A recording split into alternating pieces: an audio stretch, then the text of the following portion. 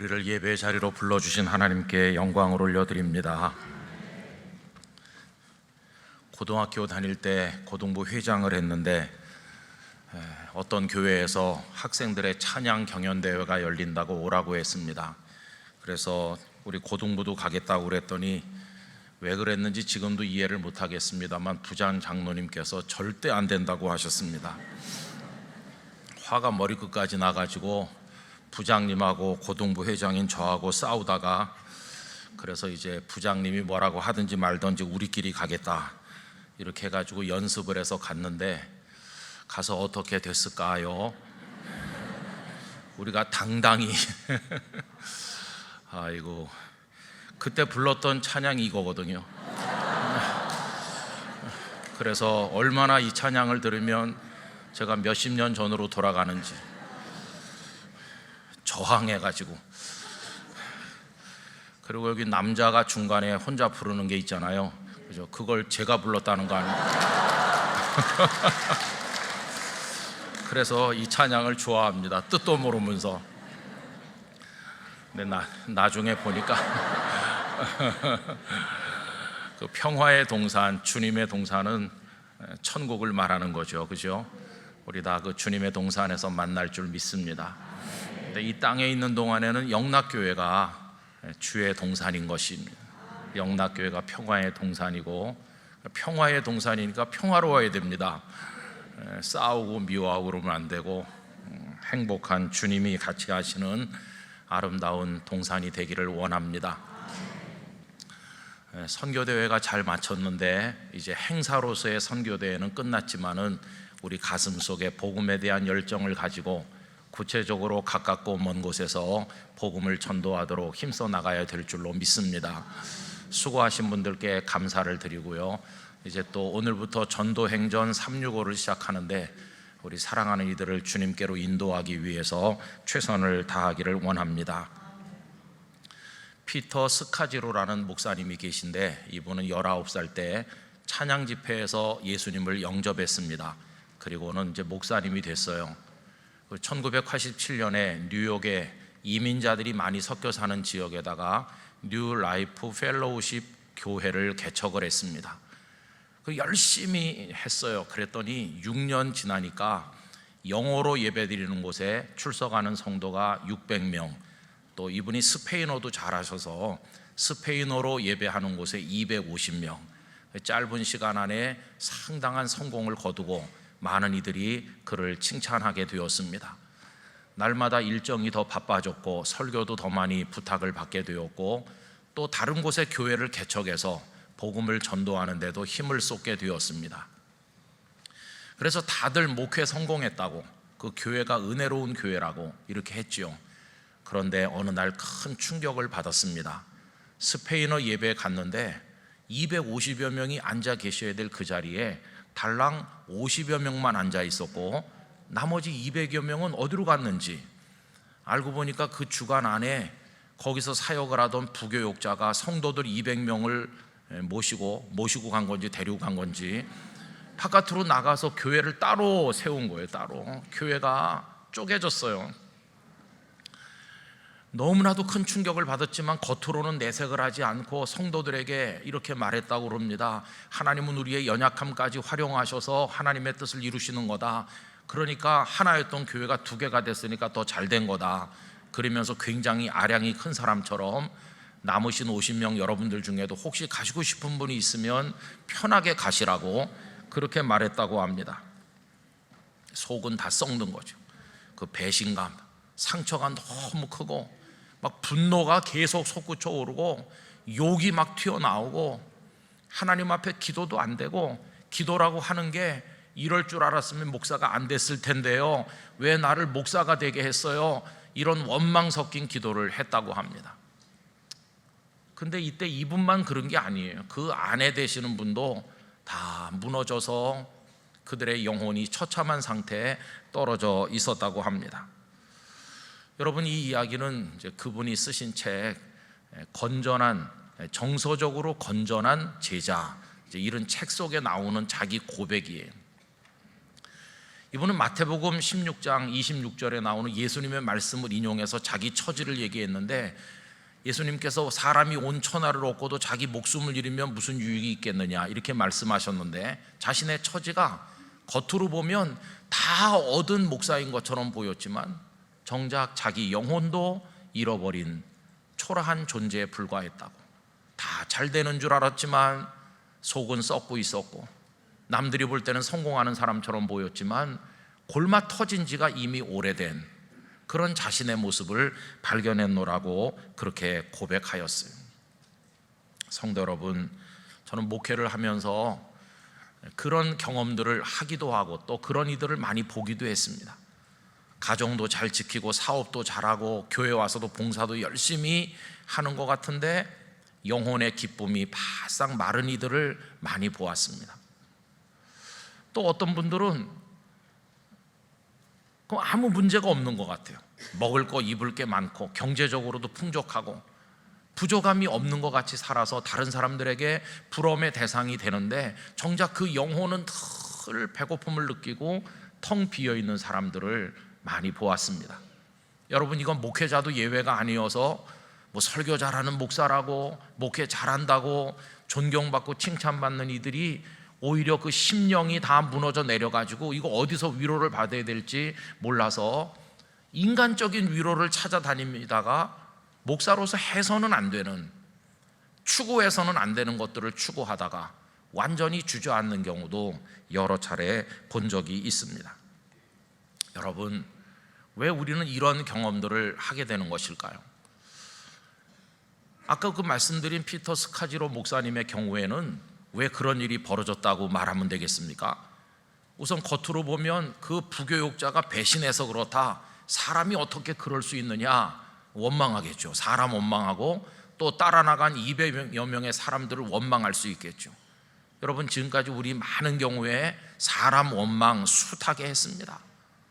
누구 때문에라고 말하는 거죠. 누구 때문에 사업도 안 돼, 가정도 안 돼, 교회도 안 돼, 이렇게 말을 많이 해왔어요.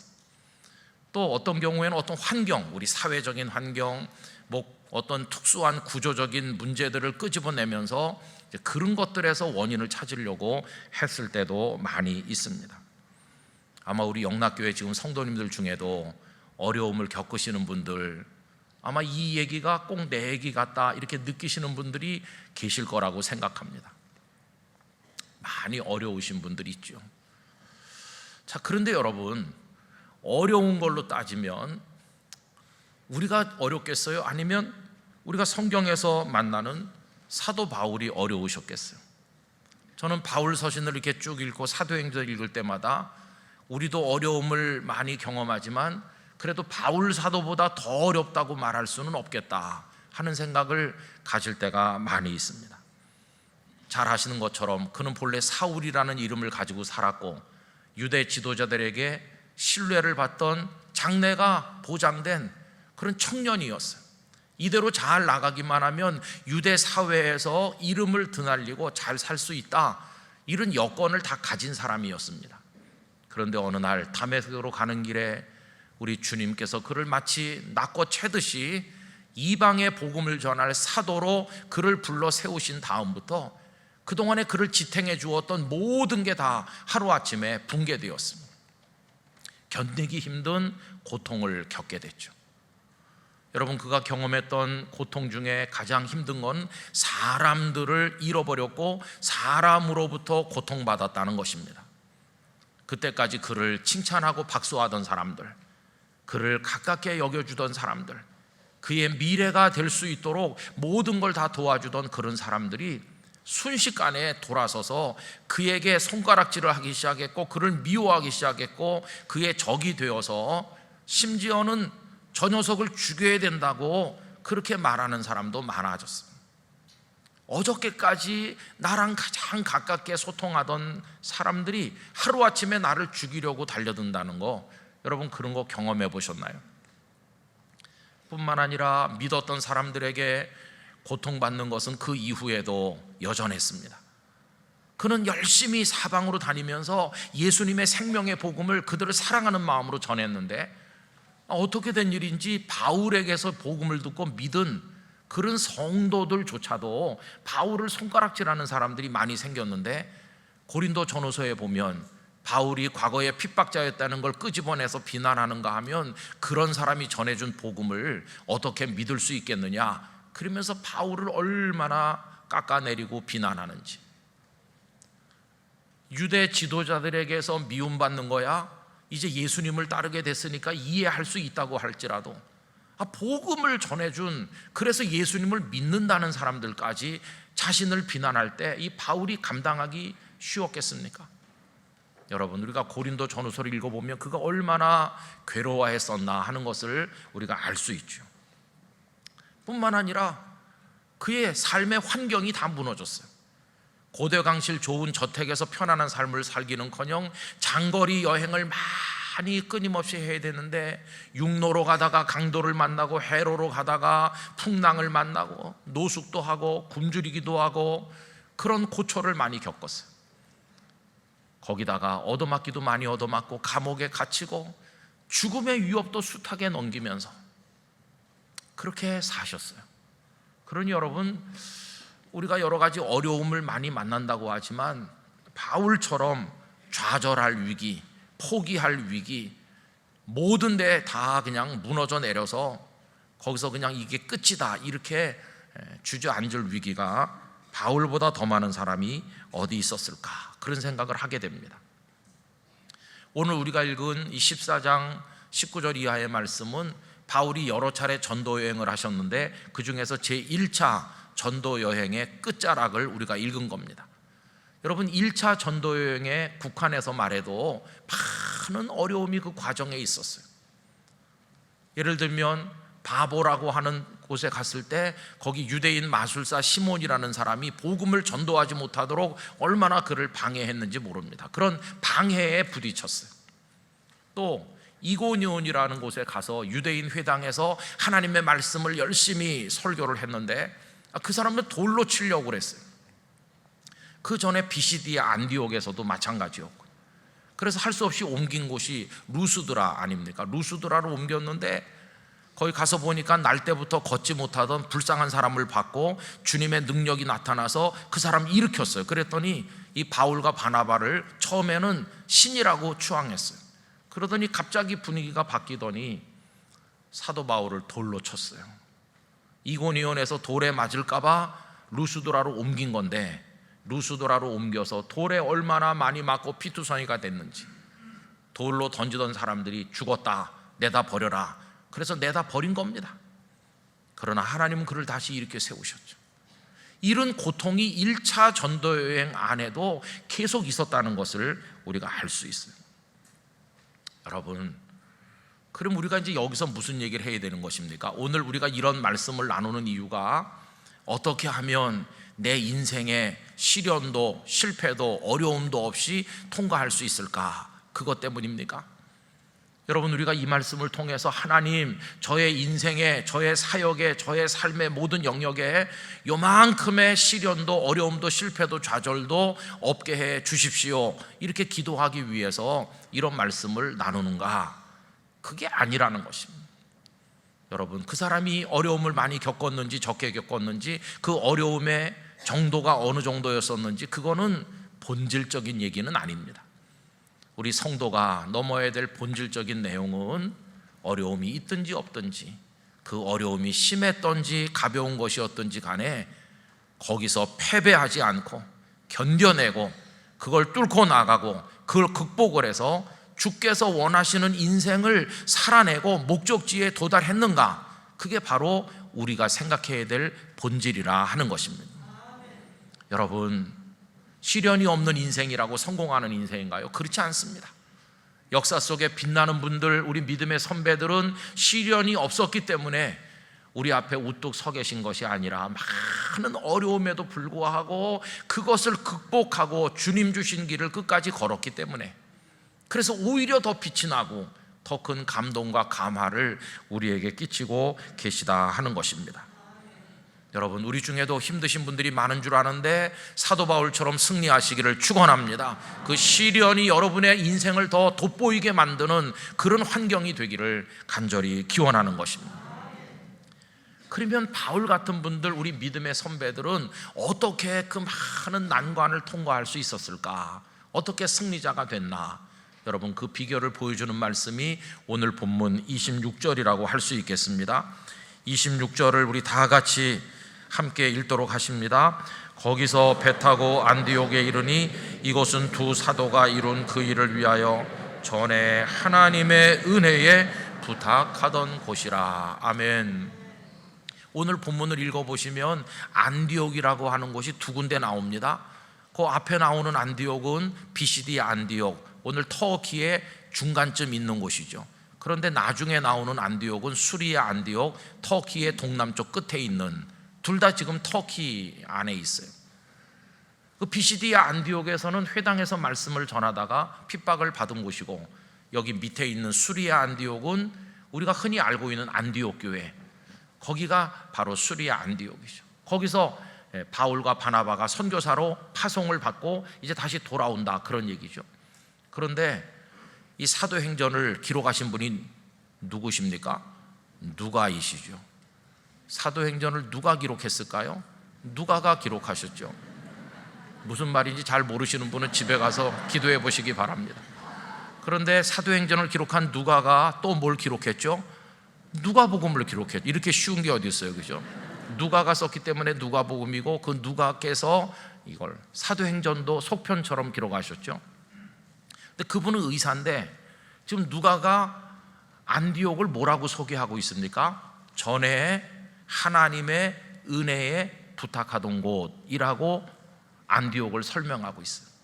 자, 그럼 여러분, 바울과 바나바 이 두 분이 1차 전도여행을 위해서 출발할 때 안디옥 교회 성도들이 모여서 하나님의 은혜를 구하는 기도를 드렸는데, 그 현장에 누가가 있었나요? 누가가 있어서 그걸 다 봤나요? 보고 이렇게 기록한 것일까요? 그게 아닙니다.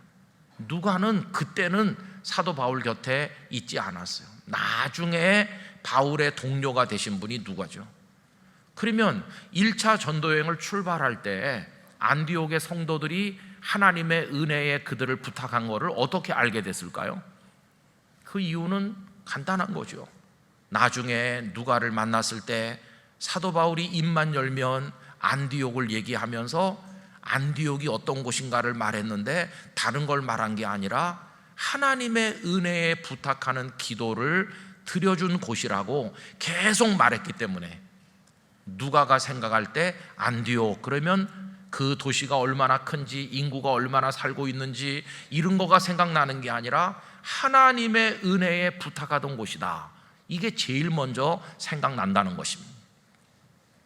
아마 이렇게 말했겠죠. 이복에 누가, 내가 지금 복음을 들고 여러 이방의 땅을 다니고 있는데 내가 어디서 출발했는지 아는가? 거기가 바로 수리아 안디옥일세. 내가 출발할 때 안디옥의 성도들이 뭘 준비해 줬는지 아는가? 물론 비용도 좀 준비해 줬고 이것저것 필요한 걸 챙겨줬지만 잊을 수 없는 것은 그들이 모여서 하나님의 은혜에 우리를 맡겨준 것일세. 내가 그걸 잊을 수가 없어. 지금까지 어려움이 많지만 이 사역을 감당할 수 있는 것은 하나님의 은혜 때문일세. 이렇게 수도 없이 말해줬을 거라는 얘기입니다. 여러분, 아닌 게 아니라 사도행전 13장 2절과 3절에 이런 말씀이 나오죠. 주를 섬겨 금식할 때에 성령이 이르시되 내가 불러 시키는 일을 위하여 바나바와 사울을 따로 세우라 하시니 이에 금식하며 기도하고 두 사람에게 안수하여 보내니라. 안디옥 교회 성도들이 금식하고 기도했는데 무슨 기도를 했는지가 나왔잖아요. 다른 게 아니었어요. 하나님, 여기 이 두 사람을 하나님의 말씀을 따라서 복음 들고 떠나는 선교사로 이제 파송합니다. 지금까지는 복음을 전할 목적으로 출발하는 이런 여행을 한 번도 해본 적이 없고 이게 처음으로 시도하는 것인데, 이 두 분이 가는 앞길에 어떤 난관, 어떤 시련이 있을지 알 수 없으니 바라옵건대 하나님의 은혜로 이들을 인도해 주시옵소서. 하나님의 은혜에 이 두 사람을 맡깁니다. 그렇게 금식하면서 기도해 주었다고 하는 것입니다. 여러분, 어떻게 됐나요? 하나님의 은혜는 위대한 것입니다. 그들의 기도를 들으신 하나님께서 이 바나바와 바울이 가는 곳에 하나님의 은혜를 순간순간 내려주셨습니다. 아까 말씀드린 것처럼 마술사의 방해를 받기도 하고 회당에서 말씀 전한 다음에 핍박을 받기도 하고 돌에 맞을 위기를 넘기기도 하고 실제로 돌에 맞아 죽을 뻔하기도 했지만 그걸 다 극복을 하고 승리할 수 있었던 것은 하나님의 은혜가 그들을 붙들었기 때문인 것입니다. 그 다음부터 바울의 전생에 바울의 모든 사역 속에 흐르는 것은 하나님의 은혜입니다. 바울은 하나님의 은혜 없이 아무것도 하지 않기로 결심했고 하나님의 은혜가 없이는 살 수 없는 사람이 되었고 그의 모든 것 속에 하나님의 은혜가 숨쉬고 있었던 것입니다. 그 다음부터 모든 것을 하나님의 은혜로, 이게 사도 바울의 삶의 방식이에요. 두 번째 전도여행을 떠나는 이야기가 사도행전 15장 40절에 나오는데요, 똑같습니다. 바울은 실라를 택한 후에 첫 번째 전도여행은 바나바와 같이 갔는데 두 번째 전도여행은 파트너가 바뀌어서 실라와 함께 가죠. 실라를 택한 후에 형제들에게 주의 은혜의 부탁함을 받고 떠나, 그때도 안디옥 교회 성도들은 바울과 실라를 앞에 두고 주님께서 은혜를 주시옵소서, 이들을 인도해 주시옵소서, 그렇게 기도해서 이 두 사람을 파송했다는 것입니다. 그래서 은혜로 가고 은혜로 오고 은혜로 말씀 전하고 은혜로 시련을 이기고 바울은 그렇게 사역하셨습니다. 본인이 은혜에 따라 살았기 때문에 바울은 다른 이들을 위해서 기도할 때도 은혜 가운데, 하나님의 말씀의 은혜 가운데 서기를 원하였는데 사도행전 20장 32절에 보면 지금 내가 여러분을 주와 및 그 은혜의 말씀에 부탁하노니 그 말씀이 여러분을 능히 든든히 세우사 거룩하게 하심을 입은 모든 자 가운데 기업이 있게 하시리라. 다른 사람들도 주님의 손에 그들을 맡겼고 다른 사람들도 말씀 안에 있는 은혜가 그들을 붙들어 주기를 위해서 기도한 것을 볼 수 있지 않습니까? 우리 영락교회 성도 여러분, 하나님의 은혜를 붙드시기 바랍니다. 우리도 우리 자신과 우리의 모든 것을 하나님의 은혜에 부탁하는 사람이 되어야만 할 것입니다.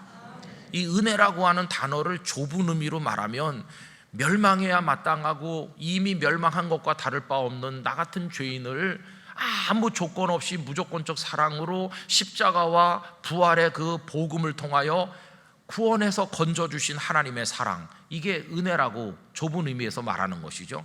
그러나 넓은 의미에서 말하면 우리를 품어주시고 인도해 가시고 손길로 어루만지시며 우리의 필요를 채우시고 용기를 북돋으시고 우리와 함께 하시고 승리케 하시는 하나님의 모든 손길이 다 은혜인 것입니다.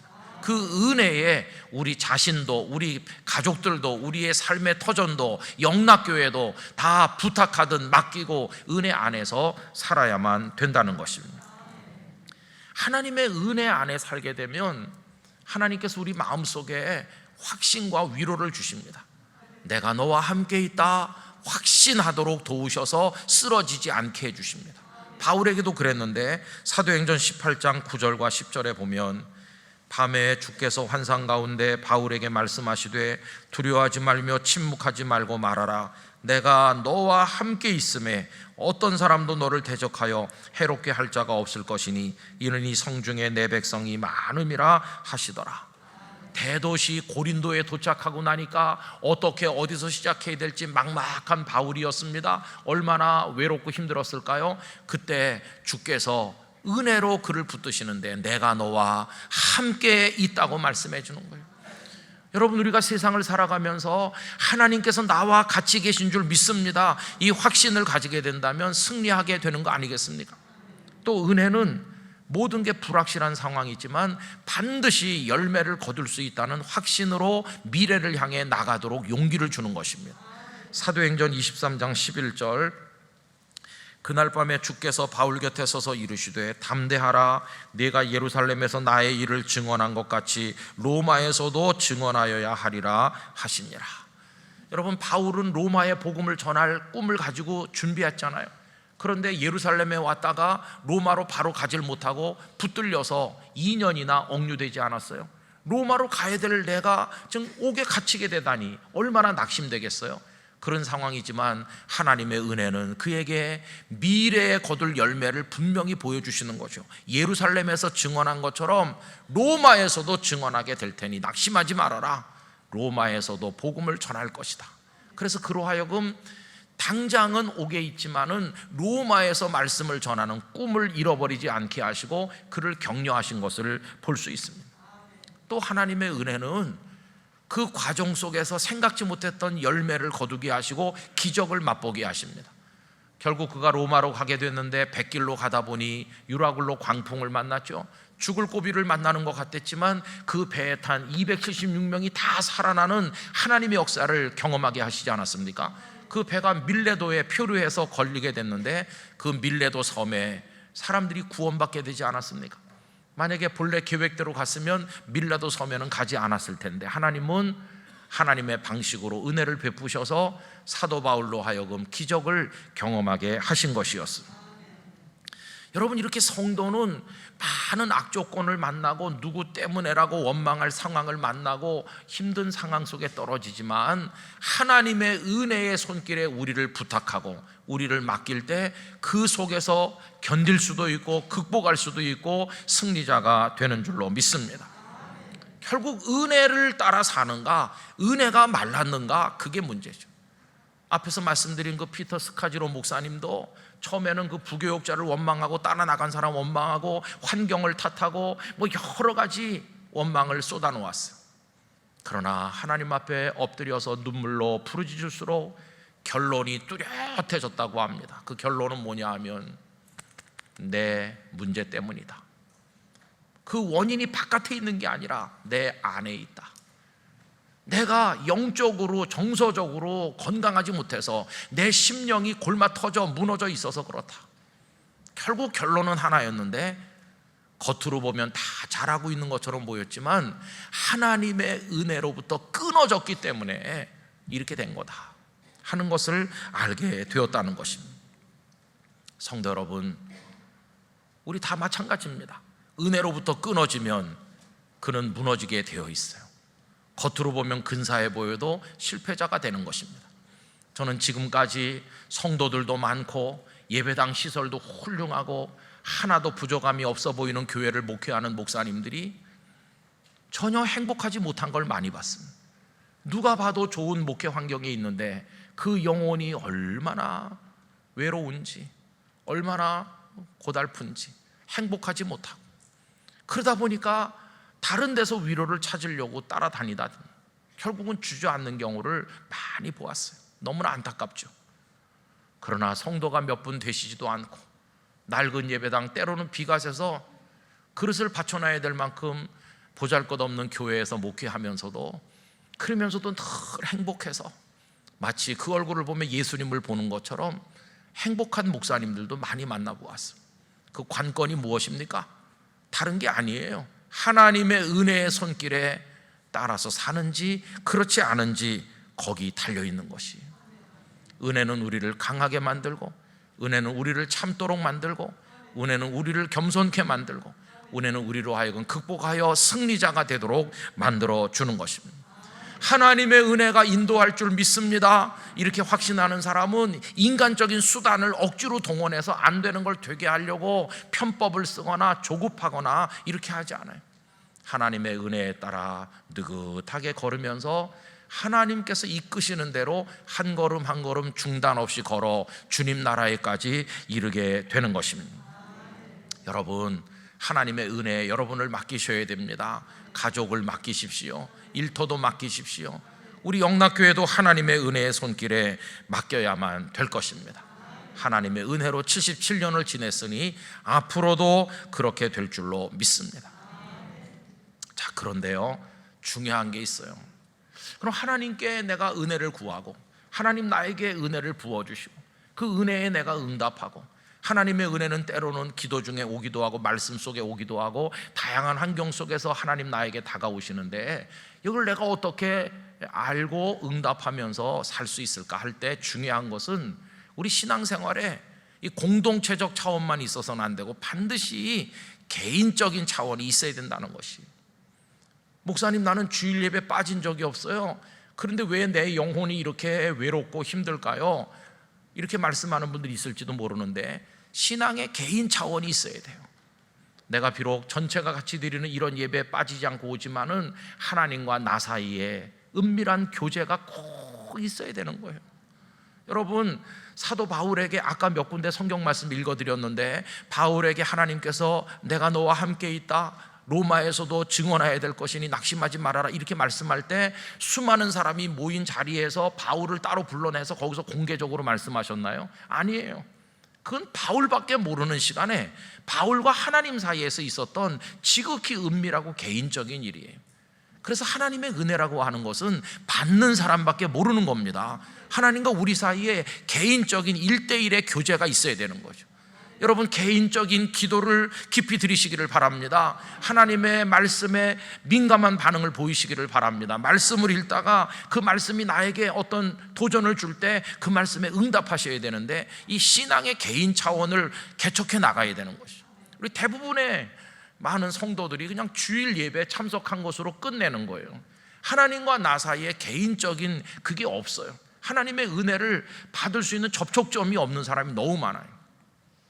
그래서 이 개인의 차원이 정말 중요하다는 것이, 여러분, 개인 기도, 그리고 개인으로 말씀을 묵상하고 하나님께 응답하는 결단과 행동, 그 영역을 넓혀 나가시기를 부탁드립니다. 이거 필수적으로 중요한 것입니다. 이거 없으면 아무리 목사도 장로도 권사도 집사도 그 영혼이 파리하게 말라서 죽을 수밖에 없어요. 이건 반드시 필요한 것입니다. 그 다음에는 그런 간절함을 가지고 나와 함께 받은 은혜를 공유하고 서로 간증하고 그 은혜에 서로를 부탁하는 기도를 드려주고 함께 할 수 있는 믿음의 친구들을 여러분들이 만들어 나가시기를 바랍니다. 그걸 나 홀로 계속하는 게 아니라 나랑 같은 마음으로 은혜를 사모하는 어떤 믿음의 친구를 만나서 같이 기도해주고 받은 은혜를 간증하고 또 말씀을 같이 나누고 서로 축복하고, 이렇게 하는 게 얼마나 중요합니까? 하나님께서 바울 곁에 바나바를 두시고 나중에 실라를 두시고 디모데, 디도, 누가 이런 동역자를 주신 이유가 뭘까요? 함께 기도하고 함께 나가라고 하신 거죠. 그래서 우리 영락교회 안에서 같이 유아부에 영아부에 아이를 보내는 부모라든지 같은 동네에 산다든지 아니면 직업이 비슷하다든지 어떻게 만나시든 영락교회 안과 밖에서 만나셔서 믿음의 친구들을 많이 만드시기 바랍니다. 뭐 수백 명이 같이 모일 필요가 없잖아요. 5명, 6명, 뭐 3명, 아니면 조금 더 많을 수도 있죠. 이렇게 가지고 정기적으로 모여서 말씀을 나누고, 이게 우리가 하는 소그룹을 하는 거죠. 소그룹은 거기 어떤 공식적인 조직이나 뭐 이런 게 있는 게 아니라 영혼과 영혼을 모아서 하나님을 찬송하고 그렇게 하는 겁니다. 우리 교회도 소단체도 많고 하지만 그 소단체랑은 구별되는 영적 움직임으로서의 이런 소그룹에 여러분들이 많이 참여하시기를 바라는 것입니다. 그냥 여기 공동체 예배만 왔다 가는 것으로 끝내지 말고 하나님과의 1대1 교제, 그걸 같이 나누는 믿음의 친구들, 깊은 얘기를 다 나눌 수 있는 친구들 만들어 가시기를 바라고, 결국은 하나님 은혜가 결론입니다. 결론. 얼마 전에 연세가 9순이 되신 목사님을 만났어요. 목사님 저한테 이렇게 얘기했습니다. 세미나도 중요하고 프로그램을 하는 것도 중요하지만 결국은 그 사람의 영혼에 하나님의 은혜가 스며드는가, 그것만이 중요하다고. 그래서 그가 은혜에 기뻐하고 은혜를 따라 살고 은혜로 살았다고 고백하는 사람이 되는가, 그것만이 중요하다고.